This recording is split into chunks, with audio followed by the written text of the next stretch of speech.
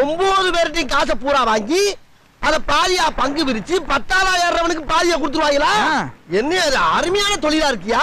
அண்ணா கொஞ்சம் நிறுத்துங்க நான் வரேன் ஆட்டோல. ஏற்பா இருங்க, எப்படி உங்க ஆட்டோக்கு 10 பேர் வேணுங்களா?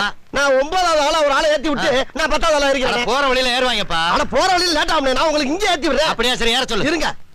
எங்க அப்புறம் நீங்க ஊருக்கு போறேன். ஊர்ல போய் என்னத்த பண்ண போறீங்க? ஏறி எங்க போய் இறங்கு போ. அண்ணா ஏத்தியாச்சு, நான் 10வது ஆளா. ஏறுப்பா. இறங்கு காசு கொடுமா. ஓகே பாரு. அடிச்சண்ணா என் முன்னாடி மடிமேல உட்காந்து வரியா? இடம் இல்லையா? இல்ல சவாரி ஏத்தனையா? மணியாயி போச்சு. பங்க பிரி. என்ன பங்கு? என்ன பங்கா? என்ன ஆட்டோ இது? சேராட்டோ. சேராட்டோன்னா என்ன? நீ தான் சொல்ல. நான் சொல்லவா?